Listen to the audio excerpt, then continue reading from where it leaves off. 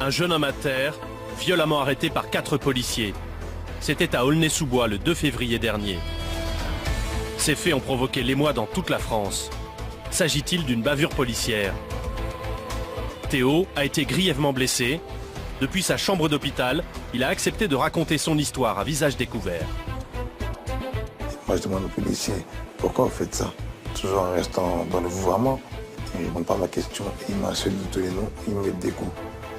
C'est l'événement d'Envoyé spécial. Il travaille dans la douleur et le sang, enquête sur ces ouvriers d'abattoir, pointés du doigt dans des vidéos chocs sur la maltraitance animale. Bon, voilà le type de lettre que j'ai reçu. Bande de nazis tortionnaires, pourris d'animaux. J'espère que vous allez crever dans des souffrances terribles. Quand on ne peut pas torturer des humains, on torture des animaux.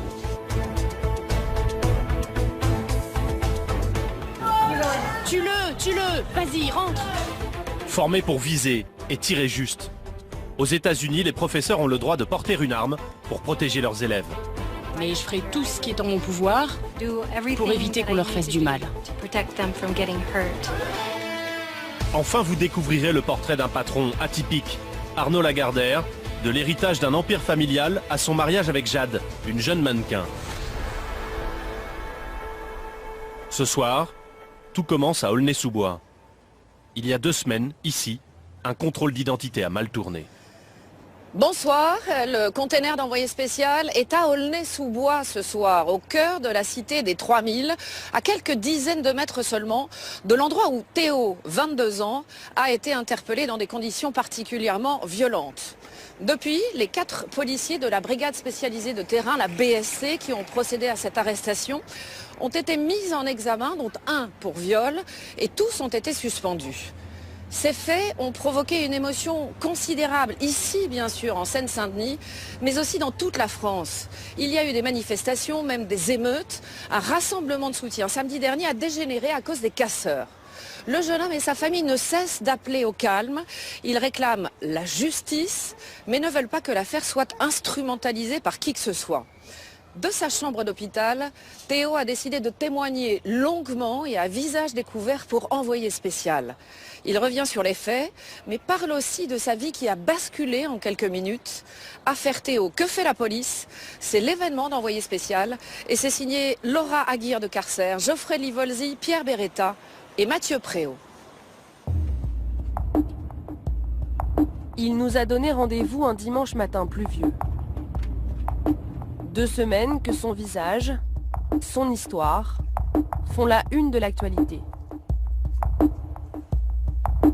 Théo était encore à l'hôpital, très affaibli après l'interpellation violente qu'il a subie, mais le jeune homme voulait raconter sa vérité.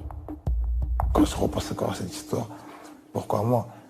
Moi je suis quelqu'un un citoyen très calme, j'ai pas d'embrouille avec la police, tout ça, c'est pas mon ressort.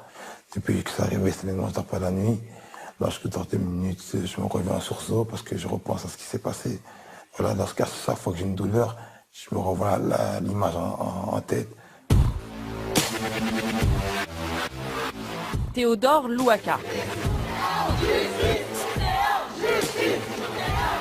Un nom devenu en quelques jours le symbole des violences policières. Avant, c'était juste celui d'un jeune homme de 22 ans sans histoire, passionné de foot, animateur pour les jeunes. Son destin a basculé lors d'un simple contrôle d'identité. Voici le récit de ces quelques minutes de violence.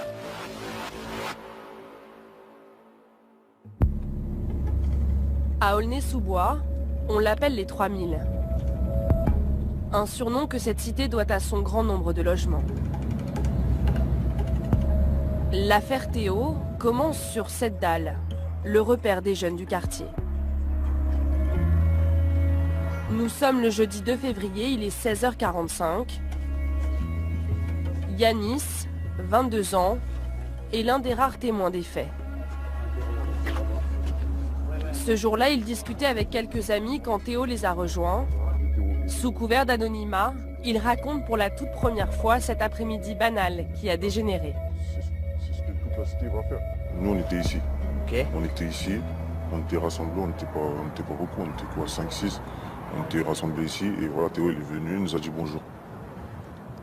Après, au moment où il nous a dit bonjour, arrivé ce moment-là, dès qu'il avait fini de nous dire bonjour un par un, il allait partir. Et c'est là où on a vu le policier venir ici. Alors il y a des policiers qui vont arriver de là-bas. Un policier qui arrive d'ici. Et deux. Et ensuite un autre policier qui arrive du côté gauche là-bas. Ok. En fait, ils nous ont encerclés. 4 policiers de la brigade spécialisée de terrain, ici en bleu, s'avancent pour les contrôler. Selon les agents, les jeunes auraient crié pour prévenir des dealers de l'arrivée de la police. Dès le début, les versions divergent. Ils sont arrivés, ils étaient déjà agressifs. Le policier avait déjà il avait sa matraque dans les mains. Les autres policiers arrivaient de l'escalier directement. Tout le monde contre le mur. Mettez-vous contre le mur, c'est un contrôle. Selon Théo, l'atmosphère se tend très rapidement. En général, moi, quand ça arrive, ces choses-là, comme la police ne me connaît pas, je peux partir et il n'y a pas de souci. Et là, ils ont vu d'un ton très agressif. Un policier aurait alors bousculé l'un d'entre eux. Maintenant, il parle au plus jeune d'entre nous. Il doit avoir quel âge? 16 ans, je crois. Quelque chose comme ça. Il lui dit, c'est toi qui as crié pour alerter quand on est venu. Le jeune, il lui dit non, j'ai pas crié. Là, le policier, il lui met une baffe directement. Théo s'interpose. Voilà, moi, je tire le jeune. Je lui dis, mais pourquoi vous faites ça, monsieur? Ça va envenimer les choses. Ça sert à rien de faire ça. Et là, c'est le collègue du policier qui avait la vie derrière, qui s'approche de moi et qui commence à me dire que tu vas faire quoi? Tu vas faire quoi? Et là, le policier m'assène d'un coup. Lorsqu'il m'a assommé du premier coup, et tout le monde a commencé à courir. Les plus jeunes s'échappent. Théo se retrouve seul le long d'un muret. Les policiers décident de l'interpeller.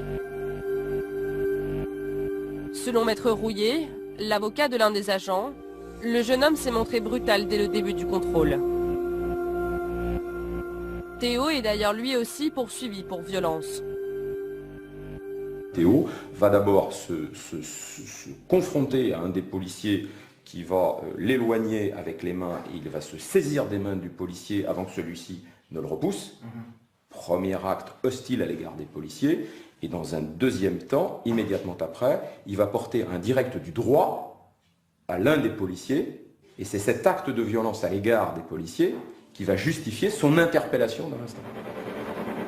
La situation dégénère, les coups pleuvent des deux côtés, jusqu'à un geste d'une extrême violence. Il y avait un policier qui était un peu plus loin, celui qui s'occupait de dégager tous les autres, avec des gaz lacrymogènes, des petites bombes et tout ça. Et ce même policier-là, qui a vu que ces 3 policiers avaient du mal à me neutraliser, et bien il revient vers moi. Je ne me suis pas défendu plus de quoi, parce que je pensais qu'il allait mettre un coup de matraque dans la jambe ou un truc comme ça. En fait, il est venu, il a baissé le pantalon, il a enfoncé la matraque dans les fesses. Et dès qu'il m'a fait ça, c'était fini. C'était plus moi-même. Voilà. J'entendais tout ce qui se passait, mais j'avais l'impression d'être parti, quoi. La douleur terrasse Théo. Sur cette vidéo amateur, on le voit à terre, quelques minutes après le coup de matraque. Les policiers contestent formellement avoir baissé le pantalon du jeune homme. 3 caméras de vidéosurveillance ont filmé la scène. Les images ont été analysées. En voici la retranscription que nous avons pu consulter. On observe que le policier fait un mouvement horizontal avec son bras droit porteur de sa matraque en direction et à hauteur du bas du dos de Théo.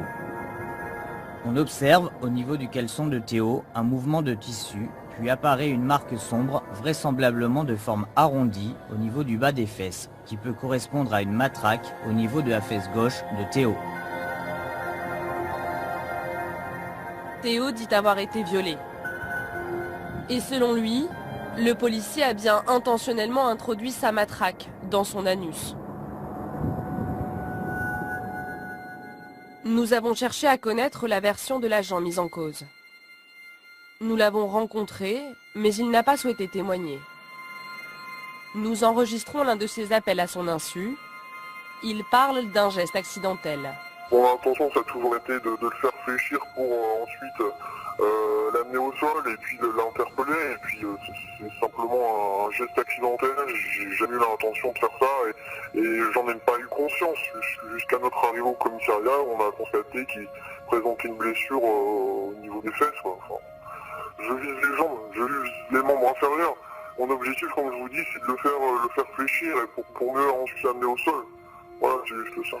Si je porte un tel coup, je sais très bien les conséquences. Hein. Jamais je vais porter un tel coup, c'est vraiment quelque chose d'accidentel. Le policier est aujourd'hui suspendu et mis en examen pour viol. Ses 3 collègues pour violence volontaire. Les avocats de la défense réfutent l'idée d'un geste intentionnel. Aucun élément du dossier ne permet d'imaginer qu'il ait posé un acte volontaire. Non pas frappé avec une matraque, il le fait volontairement, délibérément, il exerce un point de compression, il veut exercer un point de compression sur ce garçon, mais rien dans le dossier ne permet d'imaginer qu'il l'a fait volontairement pour violer, pénétrer sexuellement, délibérément ce garçon. Mais vous comprenez que cette notion de viol accidentel, elle choque un petit peu? Qu'est-ce que vous voulez que je vous dise? Je crois que c'est compliqué de toute façon d'imaginer pour quiconque un acte de viol accidentel, et c'est pas de cela dont je parle. Ce que j'explique très simplement, c'est que ce policier a pu porter un coup délibérément et atteindre une zone qu'il ne voulait pas. C'est tout à fait possible. Comment un geste d'une telle violence a-t-il pu se produire? Pour le comprendre, nous sommes allés assister à un entraînement de bâton télescopique de défense. À distance! C'est le nom officiel de cette arme que nous présente Héloïse, policière municipale et formatrice dans la discipline. Au sol! Ce n'est pas une matraque, c'est un bâton télescopique avec un grip, une section médiane, une section terminale et un type ou une pointe. C'est un objet standard utilisé par la police. Voilà, celui-là fait 50 cm. C'est la taille réglementaire en police nationale et en police municipale. La frappe se fait à 45 degrés. Pour éviter le danger, il y a certaines précautions à prendre. On ne frappe jamais dans les zones dites rouges, c'est-à-dire la tête, tout ce qui est ligne de vie, jusqu'ici, partie génitale, et la partie colonne, partie dorsale. Voilà. On privilégie les membres supérieurs, membres inférieurs. Maintenant, ça, c'est sur le tatami, à l'entraînement. Sur le terrain, quand on utilise son bâton télescopique, dans le cadre de la légitime défense, on frappe là où on peut. Les policiers d'Aulnay-sous-Bois ont tous été formés à l'utilisation de cette arme. Ils doivent en connaître les gestes techniques. Quel regard vous portez par rapport à ce qui s'est passé à Aulnay? Est-ce que ça vous semble plausible qu'un bâton comme celui-ci puisse s'introduire malencontreusement? Je n'ai aucun élément qui me permette de faire de commentaires sur cette affaire. Les accidents sont fréquents avec cette arme? Nous, on n'a pas d'accident. Mais bon, je sais pas. Là, pour le coup... non, vous avez entendu parler d'accidents régulièrement? Non, vraiment, enfin... Il n'y a pas de commentaire par rapport à cette affaire. Le coup de matraque serait intervenu seulement 2 minutes après le début du contrôle d'identité. La fin de l'interpellation a été vue par des millions de personnes sur ces vidéos filmées par une habitante du quartier. Je me remets debout. Et là, je demande au policier, est-ce que je peux récupérer ma chaussure? Il y a un policier qui tire dedans et dit, tu ne récupéreras jamais ta chaussure.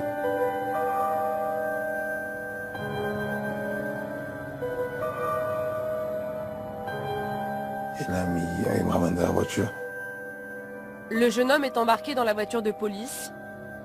L'intervention aura duré en tout 7 minutes. Les policiers amènent ensuite Théo au commissariat pour le placer en garde à vue. Sur le trajet, il l'aurait insulté sans s'inquiéter de son état. Donc, dans la voiture, moi je suis complètement vasieux. Tout de suite au coup, je me prends dans les fesses, je ne sais pas ce qui se passe. J'ai une douleur atroce que j'avais jamais eu auparavant. Et là, il y a un policier qui dit en se moquant, mais je crois qu'il saigne du fion. Et il rigole, hein, il se moque de moi, tout ça. Et il y en a celui qui m'a même mis les coups de marteau dans les fesses. Il met des coups dans la tête et il dit voilà, tu as vu le jeu héros. Et aujourd'hui, voilà, recommenté avec en disant plein d'insultes. Et là, il me dit voilà, espèce de gros bambou là, hein, c'est un nègre, tu vois comment t'es, mais non. Les policiers disent n'avoir proféré aucune injure raciste, ni remarqué la gravité des blessures. C'est seulement au commissariat qu'un autre agent prend la mesure de la situation. Il me dit assieds-toi ici. Il a dit je peux pas m'asseoir. J'ai trop mal au fait, j'arrive pas à m'asseoir. Et là, il y a un policier qui était là-bas. C'était un collègue à eux qui était déjà là-bas. Il dit mais il peut pas s'asseoir. Et là, il dit non, il fait du cinéma. Là, il va s'asseoir. Et ce policier il dit non, il peut pas s'asseoir. Écoute, si t'arrives pas à t'asseoir, au moins allonge-toi par terre. Et qu'on puisse t'accrocher au banc. Et là, je crois que j'allais mourir pour de vrai. Et c'est même policier d'ailleurs que je tiens à remercier, qui était là-bas, sur place là-bas.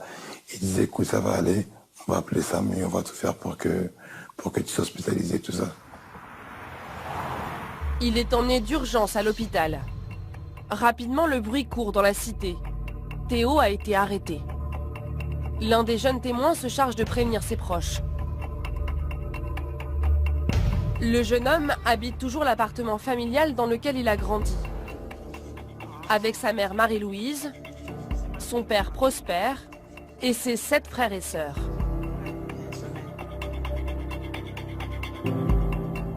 Éléonore est avertie la première. Je rentre du travail, dès que j'arrive, il y a un jeune homme qui vient me voir. Il a les yeux rouges, je comprends pas. Je lui dis qu'est-ce qu'il a? Il a les yeux complètement rouges. Il me dit écoute, désolé, en fait là on s'est fait contrôler. Ils nous ont alignés et ils ont giflé un petit. Et en fait quand tout le monde a fait oh, Théo s'est interposé, ils ont embarqué Théo, ils l'ont tabassé. Mais quand il m'a dit tabasser, j'ai compris que c'était pas une caresse. Hein. Il aime bien tabasser, je l'ai compris tout de suite. Et ils m'ont dit on n'a pu rien faire. Et tout ce qu'on a récupéré de Théo, ils m'ont donné une basket de mon frère. Donc le lendemain, après le travail, j'ai quand même mon téléphone sur moi pour savoir ce qu'il en était. On m'envoie 2-3 photos de lui, je vois qu'il est défiguré. Mais pour moi, on parle de tabassage. Ok. Donc j'arrive à l'hôpital pour le voir, parce que depuis 2 jours, je ne l'ai pas vu. Quand j'arrive, il y a l'un de mes frères qui me prend et dit écoute, il est là, mais le chef d'inculpation, c'est le viol. Alors je ne comprends plus rien. Je me souviens directement, je me dis qu'est-ce que tu me racontes? Il me dit il y a l'un des policiers qui a mis la matraque dans les fesses. Et là, je m'écroule. La famille ne réalise pas tout de suite que quelque chose de très grave s'est passé. On m'avait dit que c'était une blessure à la fesse. Je demandais une blessure à la fesse, il me fallait une intervention. On m'a dit oui, la blessure elle était profonde. Mais comme c'était à la fesse, je me suis dit ça serait pas, c'est de la chair. Ça serait pas facilement. Je savais pas que c'était ce qu'on a eu par la suite. Donc ça, on a appris le lendemain. Comment vous êtes senti quand on vous a expliqué? Là, j'attendais plus ce qu'il disait. J'attendais plus ce qu'il disait. Moi, j'ai pleuré seulement. Il y avait seulement les larmes qui coulaient. Je l'attendais plus. J'attendais plus ce qu'il disait. Le compte-rendu médical de Théo fait état d'ecchymose au visage, mais surtout d'une importante blessure causée par la matraque du policier. Plaie longitudinale sur près de 10 cm de profondeur du canal anal et du bas rectum. Les lésions constatées ce jour justifient une interruption temporaire de travail de 60 jours sous réserve de complications. Les conséquences médicales sont lourdes. Théo souffre et il a perdu une partie de son autonomie. J'ai une poche ici. Voilà, c'est des douleurs que j'ai jamais eues auparavant. Voilà, que de savoir que je peux même plus aller faire mes besoins naturellement. C'est plus moi qui décide. Tout ça, ça me choque. C'est des choses, voilà, qui me chamboulent vraiment. Théo ne sait pas encore s'il gardera des séquelles. Dans la cité, son histoire a délié les langues. D'autres jeunes ont décidé de témoigner des violences qu'ils auraient subies, comme Mohamed. 4 jours avant l'agression de Théo, il dit avoir vécu lui aussi une interpellation musclée. Selon lui, les policiers le forcent à rentrer au rez-de-chaussée de cet immeuble lors d'un contrôle d'identité. On le voit sur cette vidéo, filmée par un passant. Arrête l'ancien, voilà, c'est pas bien, c'est pas comme ça les gars, voilà, c'est pas comme ça. Là, il est dedans. Voilà, c'est pas comme ça les gars, c'est pas bien. C'est le condé là. Ouais, viens, je recherche quelqu'un et tout. Pour pas qu'on voit, parce que là on voit. Faut pas que je sois filmé, mon caméra. Ok. Parce que là, il y a... Ah oui, on voyait les... On voit les autres, ils me voyaient dehors. Ok. Dans ce couloir, il aurait vécu plus de 30 minutes de calvaire. J'ai commencé à me porter plusieurs coups au visage, au ventre, au dos, partout. Ça me tapait partout. Je suis déséquilibré, là, je tombe par terre. Je n'avais plus d'équilibre, j'avais les mains dans le dos, me noter. Je suis par terre, je reçois des coups au visage, des coups de pied. Là, j'ai même pas mes mains pour me protéger mon visage, c'est-à-dire tous les coups sont portés sur mon visage. C'est pour ça que j'avais le visage tout gonflé. Sur la route de commissariat, je suis assis par terre, il met son pied sur ma tête. Il m'insulte, il me traite de salope, il me dit que t'es une salope, il me traite de sale noir. Le jeune homme est amené au commissariat d'Aulnay-sous-Bois et comme Théo, il finit à l'hôpital. Son visage porte les marques des coups.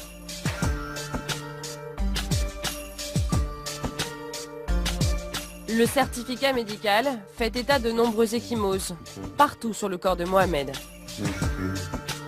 Entraîne une incapacité totale de travail au sens pénal de 5 jours. Selon Mohamed, 3 de ces policiers seraient aussi ceux qui ont interpellé Théo, dont l'auteur du coup de matraque. Tous sont issus de la fameuse BST, la brigade spécialisée de terrain. Comment ils sont décrits, les policiers de la BST? On sait que déjà les policiers de la BST, eux, quand ils viennent, c'est pas pour t'embarquer. C'est pas pour t'embarquer comme ça. Tu sais déjà que tu vas passer un sale quart d'heure avant d'arriver en garde à vue. C'est qu'ils ont une habitude... J'ai une réputation, cette habitude-là de frapper les gens. Je suis pas le premier qui frappe dans ce quartier. Ils ont déjà frappé d'autres personnes et il n'y a jamais eu de suite. Comme je dis ici, j'ai pas porté plainte, personne n'a porté plainte. C'est-à-dire, c'était toujours sans suite. La police, elle, avait porté plainte contre Mohamed pour violence et rébellion. Le parquet de Bobigny vient d'ouvrir une enquête sur ce qui pourrait être une autre affaire de violence policière. Une nouvelle fois, c'est la responsabilité des agents de la BST qui est mise en cause. Cette brigade a été créée en 2010 pour lutter contre la délinquance. Mais selon cet ancien policier, syndicaliste, l'unité d'Aulnay-sous-Bois n'a pas les moyens d'assurer sereinement sa mission. Alors s'agissant de cette brigade spécifique de la BST à Aulnay, premier point, effectivement, elle n'est pas à niveau, elle devrait être constituée de 24 fonctionnaires, ils ne sont que 18. Et aujourd'hui, pour tout un tas de raisons internes, on a un déficit de formation, particulièrement dans cette unité-là. Il y a trop peu de fonctionnaires qui sont formés. Qu'est-ce que vous savez de ces 4 policiers qui ont interpellé Théo ? Écoutez, ce qu'on sait sur ces policiers, ce sont des policiers qui sont relativement jeunes dans la police nationale. Hein. Certains ont été titularisés depuis simplement 1 an. Ça ne veut pas dire que ce sont des mauvais policiers, aucunement, hein, mais en tout cas, ce sont des policiers qui ne sont pas très anciens dans l'institution.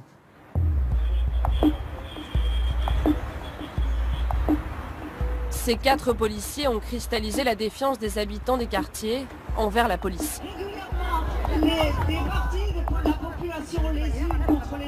Le prénom de Théo vient s'ajouter à ceux de Zied, Bouna et Adama, morts lors d'interpellations.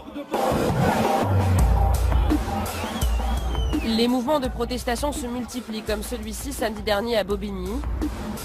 Mais le souhait de la famille de Théo, c'est apaiser, éviter les généralités sur les policiers.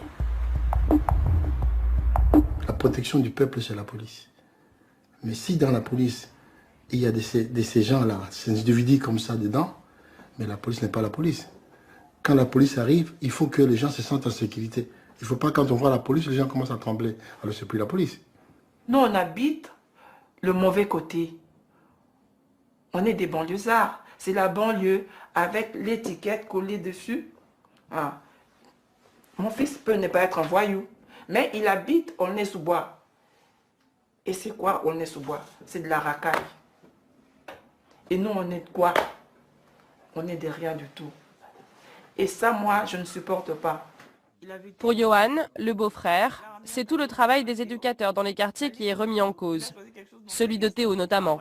Vous avez un éducateur qui apprend à des jeunes de 8 ans à 16 ans des valeurs de respect, des valeurs de citoyenneté, à respecter l'uniforme. Pour finir violé à 22 ans devant tout le monde, qu'est-ce qu'on va répondre à notre jeunesse demain? Qu'est-ce qu'on dit à notre jeunesse à ce moment-là? C'est là la question aujourd'hui. Une jeunesse des quartiers en colère et des rassemblements qui dégénèrent.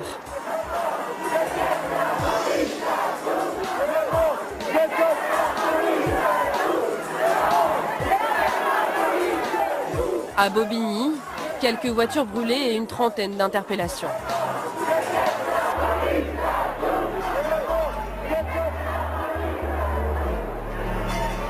L'affaire Théo dépasse aujourd'hui le jeune homme. Moi, j'appelle le calme parce que je veux que les gens que j'aime, les gens qui me soutiennent, les gens qui me donnent de la force, restent en liberté. Que je puisse les remercier en personne lorsque je sors d'ici. Je ne vais pas aller les revoir au parloir et tout ça, ça me rendra triste, moi. Je veux qu'on soit tous ensemble, tous unis, et qu'on laisse la justice faire son travail.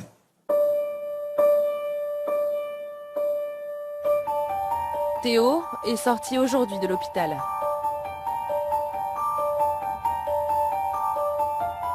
Il espère retrouver sa ville apaisée et ce qu'il peut de sa vie d'avant.